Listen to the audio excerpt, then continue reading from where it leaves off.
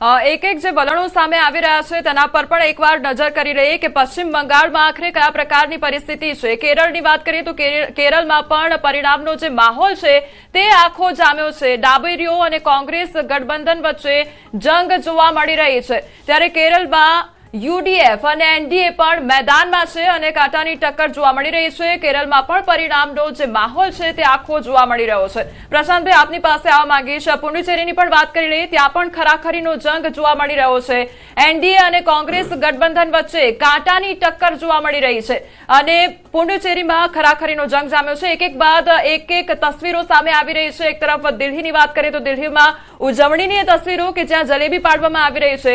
પુડુચેરી, તમિલનાડુમાં પણ જોઈએ તો ત્યાં તમિલનાડુમાં પણ દિગ્ગજોમાં ટક્કર જોવા મળી રહી છે। દિલ્હી ભાજપ કાર્યાલયની આ તસવીરો સીધી કે જ્યાં જલેબી બનાવવાનું શરૂ થઈ ગયું છે। પ્રશાંતભાઈ, એટલે તમે જે વાત કરી હતી કે ક્યાંક બીજેપી સત્તાથી દૂર રહી શકે છે, પરંતુ આ તસવીરો જુઓ કે પરિણામ તો હજી આવ્યું નથી, હજુ તો રૂઝાન આવવાના શરૂ થયા છે અને તે પહેલા ઉજવણીની આ તસવીરો અને જલેબી પાડવાનું કામ થઈ રહ્યું છે। ફરી એકવાર સવાલ કરીશ, પરંતુ એ પહેલા એક અપડેટ મળી રહ્યું છે કે હાલના વલણમાં બંગાળમાં ટીએમસી 105 બેઠક ઉપર આગળ જોવા મળી રહી છે। હાલના વલણમાં બંગાળમાં ભાજપ પાછળ જોવા મળી રહી છે। હાલમાં બંગાળમાં કોંગ્રેસને એક પણ બેઠક મળી નથી, કોંગ્રેસનું ખાતું ખુલ્યું નથી। હાલમાં અન્યને ફાળે પણ એક પણ બેઠક મળી નથી, અન્ય અને કોંગ્રેસનું જે ખાતું છે તે ખુલ્યું નથી અને ટીએમસી 105 બેઠકને પાર પહોંચી છે। પ્રશાંતભાઈ, એક તો દિલ્હીની તસવીર કે જ્યાં ઉજવણીની શરૂઆત થઈ ગઈ છે, બંગાળની વાત કરીએ તો ત્યાં બીજેપી પાછળ ચાલી રહી છે અને કોંગ્રેસનું ખાતું ખુલ્યું નથી। આ સિવાય આસામ વિશે પણ વાત કરવી છે, ત્યાં આગળ ઓળખ વર્સિસ વિકાસની જે ચૂંટણી છે તે જોવા મળી। આ વખતે મહત્વનું ફેક્ટર કયું રહ્યું તેના પર પણ વાત કરજો। 5 રાજ્યોમાં જોવા જાવ તો નહીં, ડેફિનેટલી એક રાજ્ય જીતો તો પણ જલેબી બનાવીને ખાઈ જ શકાય છે। 5 રાજ્યોમાં આસામમાં ડેફિનેટલી આપણે કહીએ છીએ બીજેપી, કારણ કે ત્યાં હેમંત બિસ્વા શર્માનું કામ બોલે છે, વત્તા એમણે જે આખો એક માહોલને જુવાળ ઉભો કર્યો, એની આખી એક અલગ વાત હું તમને વારા પરથી કરું તો આસામ ડેફિનેટલી બીજેપી જીતી રહી છે। પુડુચેરી એનડીએ ગઠબંધન, જેમ મેં તમને વાત કરી, રંગાસ્વામી એ ફરીથી સીએમ તરીકે, એટલે ભલે એનડીએનો ચહેરો, એટલે એનડીએનો ચહેરો છે, બીજેપીના માણસ નથી। અને એટલે 2 રાજ્યો પુડુચેરી, આસામ, બંગાળમાં ફાઇટ આપી એકદમ સત્તાથી નજીક રહે, દૂર રહે, અથવા આ વખતે ફરી એકવાર મજબૂત વિપક્ષ તરીકે ઉભરી આવે તો એ પણ સારી વાત છે। આની પહેલા જલેબી હરિયાણામાં ખવાઈ હતી, બનાવી હતી કોઈ કે, અને ખાધી હતી કોઈ કે। આપણને સૌને ખ્યાલ છે કે હરિયાણામાં પણ રિઝલ્ટ આવ્યું, ત્યાં છેલ્લી ઘડી સુધી કોંગ્રેસ આવે છે અને જલેબી એ લોકો ખાવા માંડ્યા અને પછી દિલ્હી એ જલેબી સીધી ડાયવર્ટ થઈ ગઈ। પ્રશાંતભાઈ, શું લાગે છે કે આ થોડી ઉતાવળ થઈ ગઈ છે ખરા જલેબી બનાવવામાં? ના, આમાં કેવું છે, આ બધો માહોલ, ભાજપને આ બાબતમાં આપણે એપ્રિશિએટ કરવું પડે કે માહોલ બનાવવામાં માસ્ટર છે। હવે તમે આસામની વાત કરી, આસામમાં કેવું છે કે આની પહેલા કોંગ્રેસની જે સરકાર ચાલતી હતી, હેમંત બિસ્વા શર્માને પછી ભાજપ 2016માં આ બાજુ લાયા, એની પહેલા ભાજપની સરકાર સોનવને એમની સરકાર ચાલતી હતી, પણ હેમંત બિસ્વા શર્માએ આવી અને છેક ગ્રાઉન્ડ સ્તર સુધી ઉતરી આસામની, જેમ તમે વાત કરી, ઓળખ, ઘૂસપેઠી અટકાવવાની વાત, હમણાં તમે સીએ એનઆરસીની વાત કરી, કોમલ, મને એમ કહો કે આટલો મુદ્દો ચગ્યો, આની ઉપર કામ થયું, કેટલા લોકોને કાઢી મૂક્યા? આસામમાં જ 10 લાખ કરતાં વધારે બિન ભારતીય તરીકેની એક આઈડેન્ટિટી બહાર આવી છે કે આટલા લોકો પાસે સીએ એનઆરસી રિલેટેડ એક પણ ડોક્યુમેન્ટ નથી, શું આપણે એમને કાઢી મૂક્યા? એટલે આ એક મુદ્દો છે, ચગાયો છે, એની એક હવા બની ગઈ છે ચોક્કસ, પણ એની પર હજી સુધી સરકાર એક્શન નથી લઈ શકી। એટલે આ એક, જેમ અહીંયા આપણે હિન્દુ મુસ્લિમ એક ચુનાવી મુદ્દો થઈ ગયો, એમાં સીએ એનઆરસી પણ એક ચુનાવી મુદ્દાની જેમ ચાલે છે। પણ ખેર, આસામમાં આમ બી અત્યારે 100% એક ચહેરાનો અભાવ, તમે જુઓ તો પેલા ગૌરવ ગોગોઈ કોંગ્રેસમાંથી એકમાત્ર ચહેરો, અને એમની સામે ધીરે ધીરે બધી આક્ષેપ પ્રતિ આક્ષેપ, ક્યાંક પવન ખેડા વર્સિસ હેમંત બિસ્વા શર્મા થઈ ગયું। પણ આસામની પરિસ્થિતિ ક્યાંક 5 વર્ષમાં, આમ તો 10 વર્ષમાં એક અલગ રીતે બદલાઈ છે, કારણ કે હું વ્યક્તિગત રીતે આસામ બહુ જ ક્લોઝલી મોનિટર કરું છું, મારું પોતાનું ત્યાં, એટલે હું રેગ્યુલર જાઉં છું અને આ મુખ્યમંત્રી ત્યાં મુખ્યમંત્રી નથી, એકદમ આમ આદમીની જેમ લોકોની વચ્ચે જઈને રહેતા હોય છે।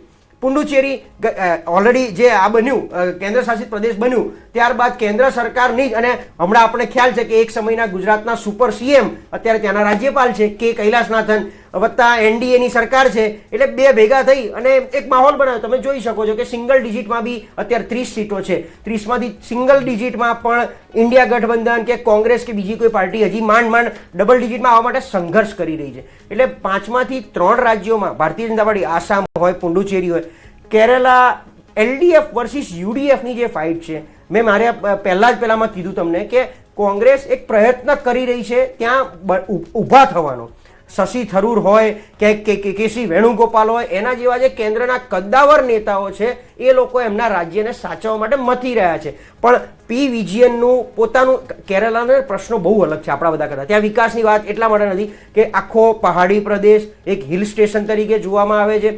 ફ્લડ સૌથી મોટો ત્યાંનો પ્રશ્ન ફ્લડ છે.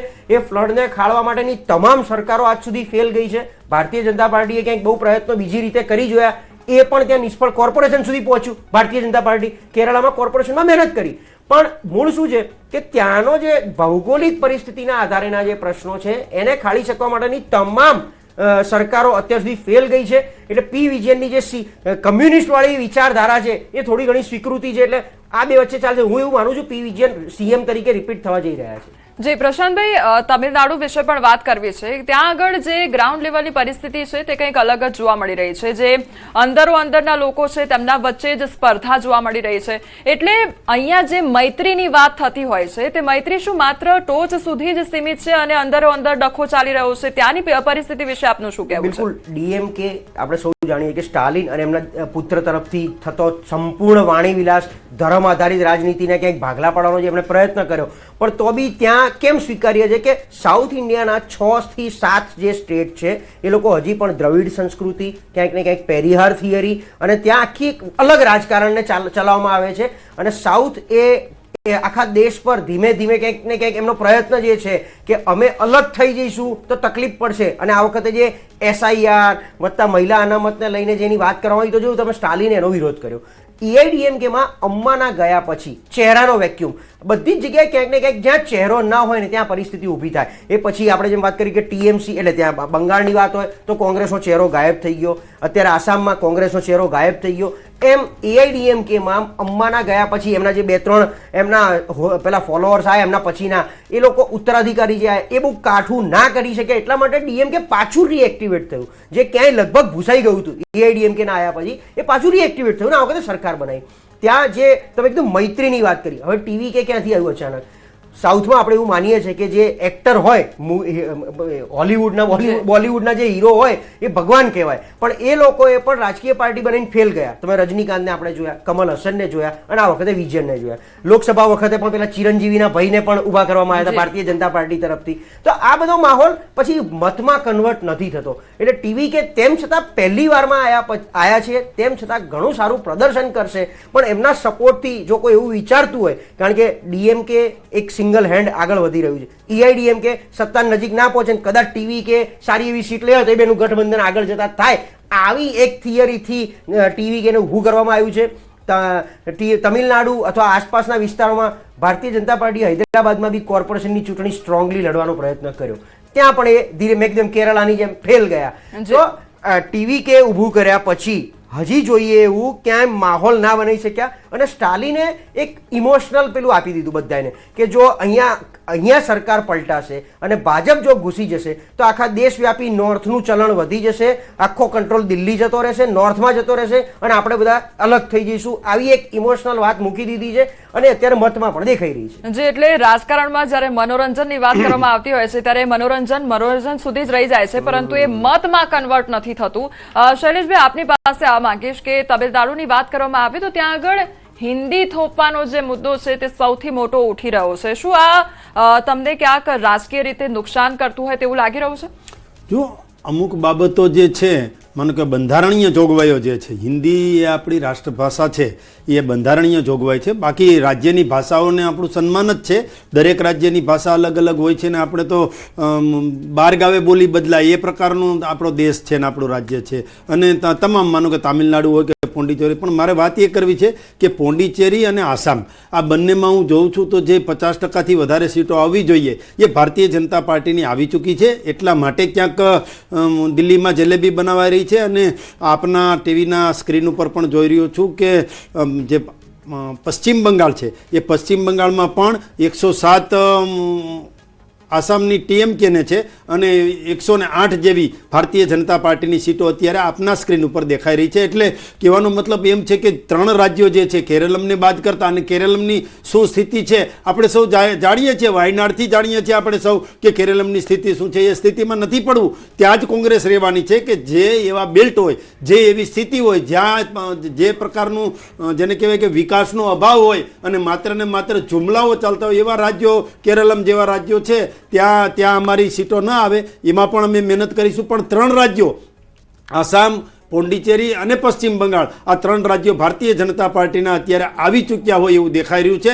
એનો આનંદ છે, એટલા માટે જલેબી બનાવાઈ રહી છે. જી, એટલે બીજી એક વાત કોમલ હું એ કરતો હતો કે કદાચ પશ્ચિમ બંગાળમાં માનો કે TMC સરકાર બનાવે છે અને 160-162 સીટ સુધી આવે છે, તો આગળ જતા એ સરકાર 6 મહિનામાં પડી જવાની છે, લગભગ નક્કી જેવું છે. બધા એ જ રીતે એક માહોલ બનાવી રહ્યા છે કે જો TMC ને જીતવું હોય તો 175+ થી જીતવું પડશે. ભારતીય જનતા પાર્ટી કદાચ 155 થી બી સરકાર બનાવી દેશે તો એ જ સરકાર પાછી 5 વર્ષ ટકી જશે.